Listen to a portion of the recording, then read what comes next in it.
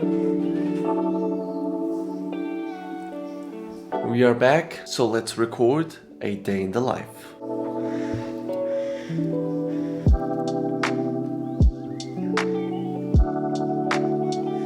We haven't done one of these in a while, so how have you been? Today, I'm going to prepare a couple of podcasts. I'm also going to do some data analysis of some trades that I've taken thus far. So I want to bring you along. I want to share with you some data that I found, which was absolutely ridiculous. And I will also guide you through what I'm watching in the market. So let's start off with that. Okay, so I have just set this entry right here. It's not my favorite entry just because we didn't sweep the high, but if we go onto the other time frames, we can see that on the 1 hour we have now this good retracement that came from this fair value gap right here. So the fair value gap was respected. Now a power of 3 of this 1 hour down close candle that I'm expecting at 8 a.m. means that we had to impulse up and then impulse down, and this impulse up is what I'm looking for. So this Judah swing is where I'm looking to then enter short. So currently that's where my entry is at.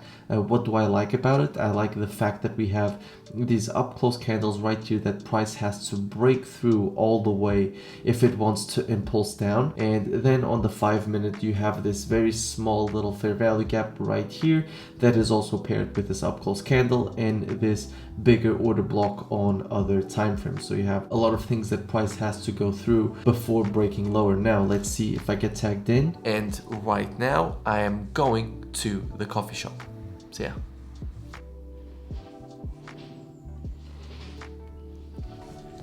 Let's see how this works out.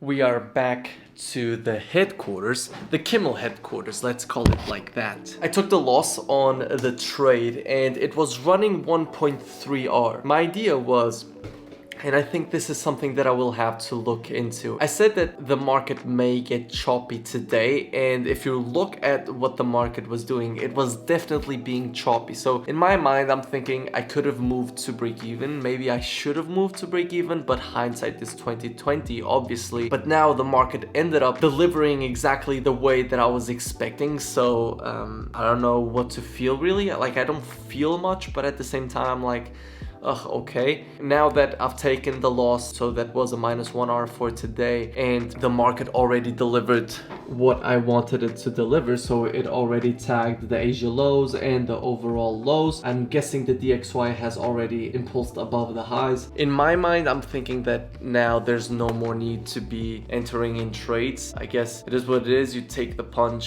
and you move on. Now, what I can say is that, okay, I was expecting kind of a messier day because it was FOMC minutes. What messier day in a way means is that the delivery is probably not going to be clean. And if delivery is not going to be clean, you may be used as liquidity, and that's exactly what happened. So I'm ending the day on the -1R. I will not be entering in any more trades unless, no, I'm not even going to say unless, because we have FOMC minutes at 7 and the impulse has happened. Now, if there's going to be another impulse, it may be after FOMC minutes. So we'll see. Personally, I don't know if I'm happy with the execution, if I am not. Many things were according to plan, but ended up getting caught in this choppier market, and that's definitely something that I still need to work on.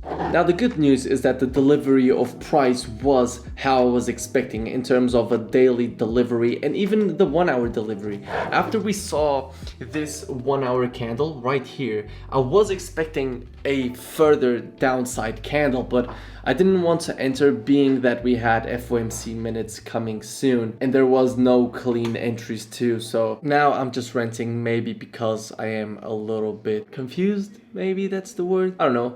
It is what it is. We keep going with the day, and now I'm going to do some data reviewing.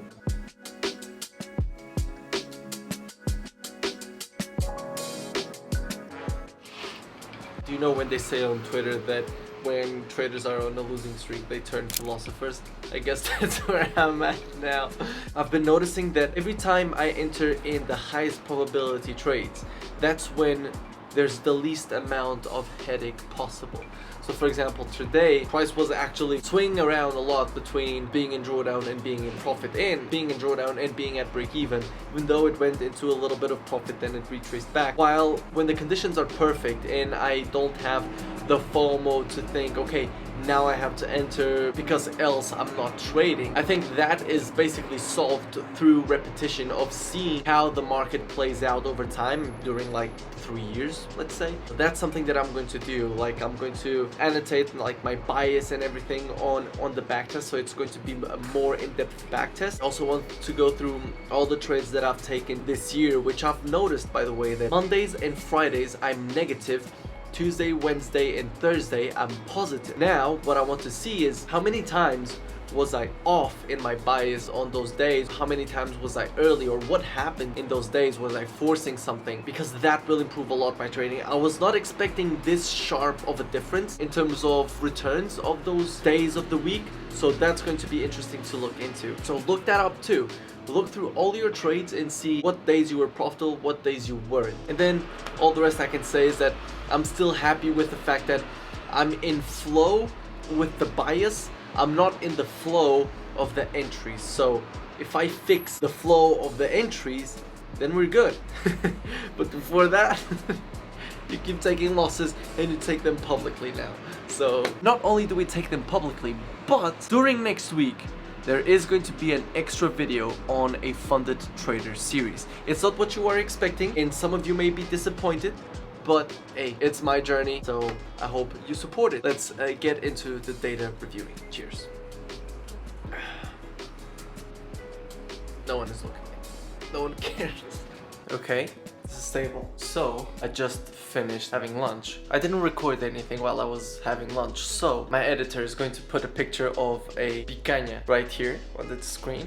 Now you can imagine me eating picanha, I guess. Market is now choppy, EU reversed all the way up. Now it's all about going to do reviews of data. So I'm going to do reviews. It's currently 2 p.m. and I'm going to be reviewing my data for the next 1 hour, and then I am going to go to the gym. Now I'm feeling like going to the living room where more people are going to be staying at. So let me take you to the living room and we are going to review some data. And yes, I'll come back with some conclusions. Bye.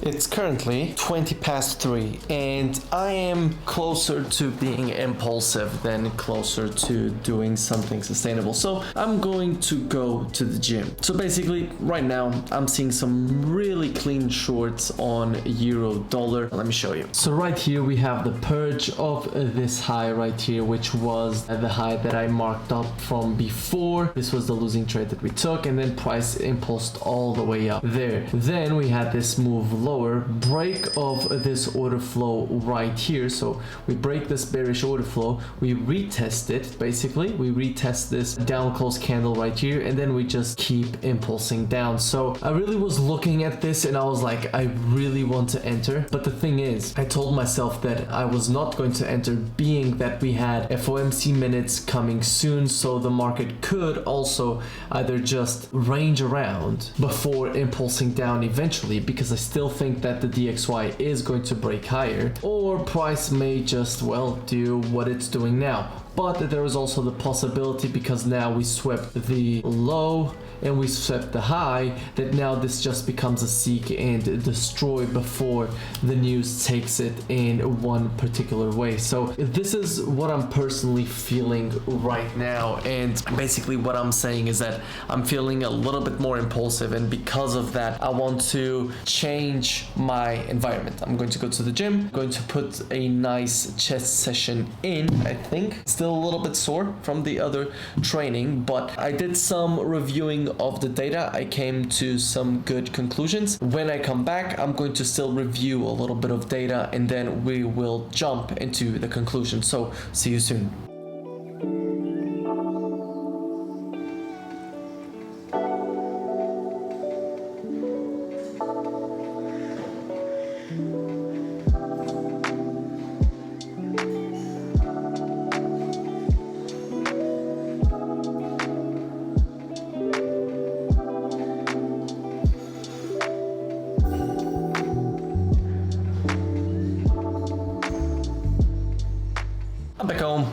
from the gym. Trades would still be playing out.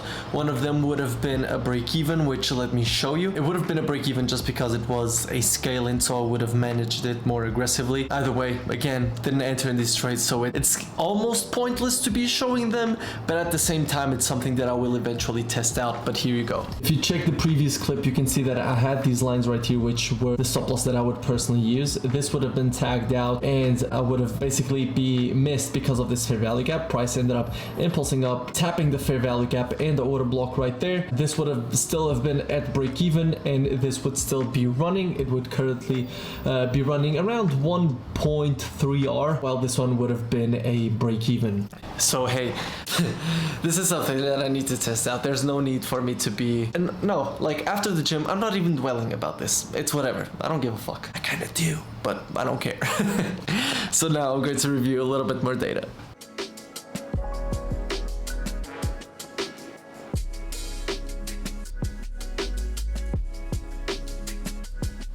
Okay, so we are back in my terrace. I don't know if that's what you call it, my outside of my room. So the takeaways for today: I have a low strike rate on Mondays and Fridays. We're talking about an average 15% strike rate for both those days. My 15-minute entries, so the entries that I took on the 5-minute, if I filtered them out to only the trades that I would be able to see on the 15-minute, it would increase my strike rate by 1.5x. And the other thing that I basically thought about, and I understood that that's what I want to test, is that I want to focus and test out 15-minute entries where the focus is the 15-minute, and I also want to test out swing entries, so from the 1 hour up, so 1 hour, 4 hour daily entries, because I've seen that, again, I've been quite in the flow with swing positions. Even though I haven't entered in them, I've just been more successful spotting them,